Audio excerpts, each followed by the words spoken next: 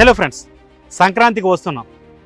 సాధారణంగా తెలుగు సినిమా పోస్టర్ల మీద ఇలాంటి మాటలు చూస్తూ ఉంటాం. కానీ ఇప్పుడు రెండు తెలుగు రాష్ట్రాలకు కూడా ఇదే డైలాగ్ వర్తిస్తుంది. మావడినమ్మది పసుపు కొమ్ములాంటి అందం, తన పసుపు రహస్యం ఏమిటి?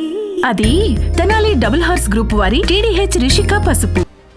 ముఖ్యంగా అటు తెలంగాణ ఇటు ఆంధ్రప్రదేశ్లో ఉన్న విపక్ష పార్టీలు బీఆర్ఎస్ కావచ్చు, వైసీపీ కావచ్చు, ఈ రెండు పార్టీల అధినేతలు కేసీఆర్, జగన్మోహన్ రెడ్డి ఇద్దరు కూడా ఇదే డైలాగ్తో ప్రజల్లోకి రాబోతున్నారు సంక్రాంతి నుంచి. దీని వెనకాల చాలా పెద్ద రీజన్సే ఉన్నాయి. ఒకటి ఏంటంటే, అధికారంలో ఉన్నప్పుడు ఆ తర్వాత కూడా ప్రజలతో మమేకం కావడం మానేశారు కేసీఆర్ కావచ్చు, జగన్ కావచ్చు.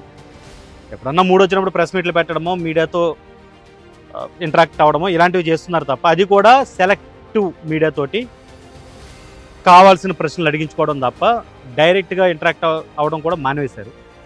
ప్రజలను కలవడం అయితే టోటల్గా దూరం పెట్టేశారు అనేది వాళ్ళ మీద ఉన్న విమర్శలు. ఇది అధికార పార్టీ నుంచో మీడియా నుంచో వస్తున్న విమర్శలు కాదు. డైరెక్ట్గా వాళ్ళ సొంత పార్టీ నేతలే మీడియాతో చిట్చాట్లలోనూ అంతర్గతంగా జరిగే చర్చల్లోనూ పదే చెప్తున్నటువంటి మాటలు.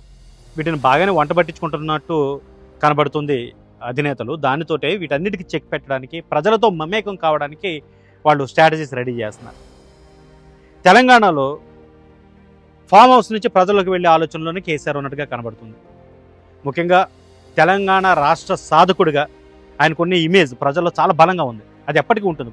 రాజకీయాలు అంటే ఎన్నికల్లో ఓడిపోయి ఉండొచ్చు, కానీ వాటికి అతీతంగా ఆయనకి ఒక ప్రత్యేకమైన ఇమేజ్ తెలంగాణలో ఎప్పుడూ ఉంటుంది.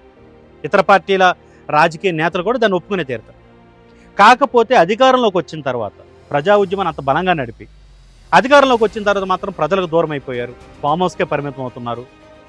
ఎప్పుడో 6 నెలలకోసారి ఎప్పుడో ప్రెస్ మీట్ పెట్టడం తప్ప ప్రజలతో డైరెక్ట్గా ఇంటరాక్ట్ అవ్వడం మానేశారు. పైపెచ్చి సీఎం హోదాలో వెళ్ళినప్పుడు ప్రజలతో డైరెక్ట్ మీట్ అవ్వడానికి కొంత ఇబ్బందులు ఉంటాయి, సెక్యూరిటీ పరంగా కూడా. సో ఇవన్నీ దృష్టిలో పెట్టుకుని ఆయన అసలు ప్రజలతోటే మమేకం కావడం మానేశారు అనేది అప్పట్లో విపక్షాలు కావచ్చు, ప్రజల నుంచి కూడా విమర్శలు బాగా వచ్చాయి. అందుకే ఎలక్షన్స్లో దెబ్బతిన్నారు. ఆ తర్వాత రేవంత్ రెడ్డి ప్రభుత్వం వచ్చింది. రేవంత్ రెడ్డి చాలా విప్లవాత్మకమైన నిర్ణయాలు తీసుకున్నానంటూ కొన్ని డెసిషన్ తీసుకుంటున్నారు. వాటిలో కొన్నిటికి ప్రజామోదం లభిస్తే మరికొన్నిటికి లేనిపోయిన ఆరోపణలు వచ్చి పడ్డాయి వాటి మీద. ముఖ్యంగా హైడ్రా ఇలాంటి అంశాల్లో ఆ బాధితులు ఎవరైతే ఉన్నారో వాళ్ళు తీవ్ర ఆగ్రహంతో ఉన్నారు. వాళ్ళకి నచ్చజెప్పే ప్రయత్నం ప్రభుత్వం చేస్తుంది, కానీ చాలామంది బాధితులు అయితే తీవ్ర ఆగ్రహంతో ఉన్నారు. ఇలాంటి వాళ్ళని దృష్టిలో పెట్టుకుని వాళ్ళ ఆగ్రహానికి తమ మద్దతు కలుపుతూ ప్రజా వ్యతిరేక నిర్ణయాల మీద మేము పోరాటం చేస్తామంటున్నారు బీఆర్ఎస్ నేతలు. అయితే కేసీఆర్ స్వయంగా రంగంలోకి దిగడం అనేది చాలా ఇంపార్టెంట్. ఇప్పుడు బీఆర్ఎస్ నుంచి హరీష్ రావు, కేటీఆర్, కొంతవరకు కవిత ఇలాంటి వాళ్ళు తమ పోరాటం చేస్తూ వెళ్తున్నప్పటికీ కేసీఆర్ డైరెక్ట్గా రంగంలోకి దిగితే సీన్ మొత్తం మారిపోతుందనే అభిప్రాయం బీఆర్ఎస్లో ఉంది. అక్కడ విపక్షం చాలా బలంగా ఉంది ఆంధ్రతో పోలిస్తే. కాబట్టి ఖచ్చితంగా దానికి సంబంధించిన ఒక రూట్ మ్యాప్ రెడీ చేసుకుని సంక్రాంతి నుంచి ప్రజల్లోకి మమేకమై మళ్ళీ ఒకప్పటి కేసీఆర్ని బయటికి తెచ్చే ప్రయత్నం. అంటే తెలంగాణ ఏర్పాటుకు ముందు జరిగిన ఉద్యమాల్లో కేసీఆర్ ఎలాంటి పాత్ర పోషించారో అలాంటి పాత్ర నిజం చెప్పాలంటే అందులో సగం పోషించినా కూడా మళ్ళీ అధికార పీఠం కైవసం చేసుకుంటామనేది బీఆర్ఎస్ నేతల నమ్మకం. సో అందులో భాగంగానే ఆయన ప్రజల్లోకి వచ్చే ప్రయత్నం చేస్తారు. దానికి సంబంధించిన రూట్ మ్యాప్ కూడా రెడీ అవుతున్నట్టుగా తెలుస్తుంది. ఇప్పటికే కొంతమంది పాత మిత్రులను కలవడము, వాళ్ళని దగ్గరకు వచ్చి మరి కారు ఎక్కించడం, వాళ్ళతో చాలా ఆప్యాయతతో మాట్లాడడం, ఇవన్నీ కూడా సంక్రాంతి తర్వాత ప్రజల్లోకి రాబోయే ఒక ప్రయత్నానికి, ఒక వ్యూహానికి ముందుగా ఒక ట్రయల్ పార్ట్ లాంటిది అనేది రాజకీయ విశ్లేషకులు ఎవరైతే ఉంటారో వాళ్ళందరూ చెప్తున్నటువంటి మాట. సో తెలంగాణ వరకు అది ఖచ్చితంగా సంక్రాంతి నుంచి ఆయన కేసీఆర్ ప్రజల్లోకి రాబోతున్నట్టుగా అయితే తెలుస్తుంది. ఇక మరోవైపు ఇప్పటికే ప్రకటించారు ఆంధ్రప్రదేశ్లో జగన్మోహన్ రెడ్డి తాను జనవరి నుంచి ప్రజల్ని, పార్టీకి సంబంధించిన కార్యకర్తలను అందరం కలుస్తానని చెప్పి, వారానికి 2 రోజులైనా కార్యకర్తలను కలుస్తాను, ఆ తర్వాత ప్రజలతో రెగ్యులర్గా కలుస్తూ ఉంటాననేది ఆయన చెప్తున్నటువంటి మాటలు. ఇది చాలా అవసరం కూడా. నిజానికి మొదట్లో పార్టీ పెట్టినప్పుడు రాజశేఖర రెడ్డి కొడుకుగా ఆయన కొంత ఇమేజ్ ఉంది, కొన్ని ఓట్లు వచ్చాయి, కొన్ని సీట్లు వచ్చాయి. కానీ ఆయన సీఎం అయింది మాత్రం పాదయాత్ర చేసిన తర్వాతే. ప్రజల్లోకి వెళ్ళిన తర్వాత ఆయనకు ప్రత్యేకమైన ఇమేజ్ వచ్చింది. అవ్వ, తాతయ్య, ఇలాగ తమ్ముడు, చెల్లెమ్మ, అన్నయ్య ఇలాంటి మాటలు మాట్లాడుతూ ప్రజలతో ఒక ఎమోషనల్ బాండింగ్ని ఆయన ఏర్పాటు చేసుకోగలిగారు. అయితే అధికారంలోకి వచ్చిన తర్వాత మాత్రం ఏమైందో తెలియదు, ఒక విచిత్రమైన ధోరణికి అలవాటు పడిపోయారు. ఆయన ప్రెస్ మీట్ పెట్టిన మాట పక్కన పెడతాం, 5 ఏళ్లలో ఒక్క ప్రెస్ మీట్ పెట్టని సీఎంగా ఒక రికార్డ్ అయింది. ఆయన జస్ట్ 5 ఏళ్లలో మాట్లాడింది ఒకే ఒక్కసారి కోవిడ్ టైంలో మాత్రమే మీడియాతో. ఇక ప్రజలతో అంటారా, ఎలక్షన్ టైంలో అంటే 5 ఏళ్ళు అయిపోయిన తర్వాత ఎలక్షన్ టైంలో సిద్ధం సభలని పెట్టినవి తప్ప ఈ మధ్యలో ప్రజలతో డైరెక్ట్గా మమేకమైంది లేదు. కొన్ని బహిరంగ సభల్లో మాట్లాడమే కానీ ప్రజలతో మీట్ అయింది లేదు. పైపెచ్చి ఆయన ఏదన్నా మీటింగ్ వెళుతున్నా, కార్యక్రమానికి వెళుతున్నా చుట్టూ పరదాలు కప్పేయడం, చెట్లు కొట్టేయడం, ఇవన్నీ తీవ్ర విమర్శలు పాలయ్యాయి. ప్రజలకు దూరం అయిపోయారనే ఫీలింగ్ చాలా మందిలో ఉంది. పార్టీ నేతలు కూడా మంత్రులకే అపాయింట్మెంట్ దొరకదంటూ అప్పట్లో చాలా మాటలు వినిపించాయి. ఇప్పుడు పార్టీ ఓడిపోయిన తర్వాత అదే వైసీపీ నుంచి అప్పట్లో మంత్రులు ఉన్నవాళ్ళు కూడా చెప్తున్నారు ఆ మాటలు. అవును, ఆయన టైం ఇవ్వలేదు, మాకు చాలా ఇబ్బంది అయింది, మధ్యలో కొంతమంది ఉండేవారు, వాళ్ళు సీఎంని కలవనిచ్చేవారు కాదంటూ. సో ప్రజలకి 5 ఏళ్లలో దూరం అయిపోయారు జగన్మోహన్ రెడ్డి అనే ఫీలింగ్ చాలా మందిలో ఉంది. సంక్షేమ పథకాలు చేస్తున్నాను, డబ్బులు ఇస్తున్నాను అనే ఫీలింగ్లోనే ఉండిపోయారు తప్ప ప్రజలతో ఒక ఎమోషనల్ బాండింగ్ చాలా ఇంపార్టెంట్, ఆ ఎమోషనల్ కాంటాక్ట్ అనేది ఉండాలి అనేది ఆయన పక్కన పెట్టేశారు. సో ఇప్పుడు ఆ తప్పుని, ఆ పొరపాటుని రెక్టిఫై చేసుకోవడానికి మళ్ళీ జనంలోకి వచ్చే ప్రయత్నం చేస్తున్నారు. ఎందుకంటే 151 సీట్ల నుంచి 11 సీట్లకు పార్టీ పడిపోయింది. పోయి అసెంబ్లీకి వెళుతున్నారంటే ఆయన వెళ్ళడం లేదు, ఎమ్మెల్యేలని వెళ్ళనివ్వడం లేదు. కనీసం తెలంగాణలో అలాంటి పరిస్థితి లేదు. సో ఇక్కడ ఇంత తక్కువ సీట్ల పరిమితం అయిపోయి ప్రజా సమస్యల గురించి కూడా మాట్లాడడానికి అసెంబ్లీకి వెళ్ళడం లేదనే విమర్శ ప్రజల్లో కూడా ఉంది. ఎందుకు ఈయన వెళ్ళడం లేదని? మాకు అసెంబ్లీలు పెడతాను, తాడేపల్లి ప్యాలెస్లో కూర్చొని ప్రెస్ మీట్లు పెడతానంటే కుదరదు కదా.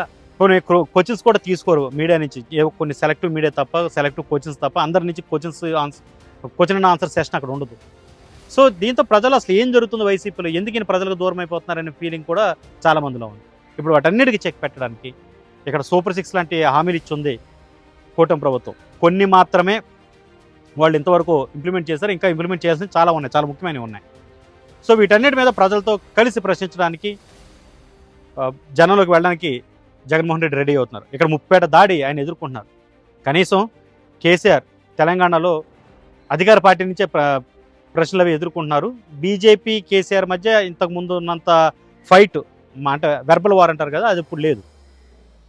మెయిన్గా కాంగ్రెస్ ప్రభుత్వం, కేసీఆర్ వీళ్ళ మధ్య ఫైట్ నడుస్తుంది మాటలతో. కానీ ఆంధ్రాలో అలా కాదు, జగన్ మీద ముప్పేట దాడి ఉంది.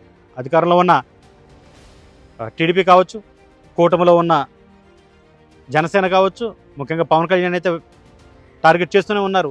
అప్పట్లో మీరు ఈ తప్పులు చేశారు, ఆ తప్పులు చేశారంటూ జగన్మోహన్ రెడ్డిని. వీళ్ళతో కలిసి ఉన్న బీజేపీ కావచ్చు, బీజేపీ కూడా ఇక్కడ పురంధరేశ్వరి రాష్ట్ర అధ్యక్షురాలు హోదాలు పార్టీకి సంబంధించి ఆమె విమర్శలు చేస్తున్నారు జగన్మోహన్ రెడ్డి పాలనపై. అప్పట్లో 5 ఏళ్లలో ఏం జరిగిందనే దాని మీద. ఈ మూడే వైపులు, అంటే ఈ ముప్పేట జరుగుతున్న దాడికి తోడు సొంత చెల్లెలు షర్మిల చేస్తున్న దాడి, అంటే ఆవిడ చేస్తున్న ఆరోపణలు, విమర్శలు ఖచ్చితంగా వైఎస్ అభిమానుల్ని ఇబ్బంది పెడుతున్నాయి. జగన్మోహన్ రెడ్డి ఆయన ఎవరైతే సపోర్ట్ చేస్తున్నారో వాళ్ళు కూడా కాస్త ఇబ్బందులు పాలవుతున్నారు. సమాధానం చెప్పలేక, ఎంత కాదన్నా సీఎం చెల్లెలు వైఎస్ఆర్ కూతురు కాబట్టి. సో వీటన్నిటికీ చెక్ పెట్టాలంటే డైరెక్ట్గా జగన్మోహన్ రెడ్డి ప్రజల్లోకి రావాలని ఎప్పటి నుంచో ఒక డిమాండ్ అయితే వినిపిస్తుంది వైసీపీలో. వాటన్నిటికీ ఆయన ఒక ఆన్సర్ ఇవ్వడానికి అన్నట్టు సంక్రాంతి తర్వాత నుంచి ఆయన కూడా ప్రజల్లోకి రాబోతున్నారు. మరోవైపు కేసీఆర్కి అండగా ఆయన మేనల్లుడు హరీష్ రావు, కేటీఆర్ కుమార్తె కవిత వీళ్ళందరూ ఉన్నారు. బలమైన సెటప్ ఉంది. ఇక్కడికి వచ్చేసరికి మరీ 11 సీట్లకే పరిమితం అయిపోవడంతో మోరల్గా దెబ్బతింది ఉంది వైసీపీ క్యాడర్. జగన్మోహన్ రెడ్డికి అలాంటి ఒక ట్రబుల్ మేకరో లేకపోతే అంటే ట్రబుల్ షూటర్ లేరు ఇక్కడ. కొంతమంది ఉన్నప్పటికీ, సజ్జల లేకపోతే విజయసాయిరెడ్డి ఇలాంటి వాళ్ళు ఉన్నప్పటికీ వీళ్ళందరికీ ప్రజల్లో అంటే ఒక ఫేస్ ఇమేజ్ అంటారు కదా, ప్రజల్లో ఒక మాస్లోకి వెళ్ళిపోయి ఇమేజ్ అయితే లేదు. అలాంటి లీడర్స్ వీళ్ళ కారు. సో ఆ లోటు అయితే వైసీపీలో ఉంది. అందుకనే ఏదైనా జగన్మోహన్ రెడ్డి చెప్పుకోవాలి, ఆయన మీద వచ్చే ఆరోపణలు సమాధానం కూడా ఆయనే చెప్పుకోవాలి. సో వీటన్నిటి నేపథ్యంలో ప్రజలతో మమేకం అవడమే ఏకైక మార్గం అని జగన్ భావిస్తున్నారు. సంక్రాంతి నుంచి ఆయన కూడా ప్రజల్లోకి రాబోతున్నారు. చూద్దాం వీళ్ళ స్ట్రాటజీస్ హిట్ అవుతాయో కొట్ట అవుతాయి.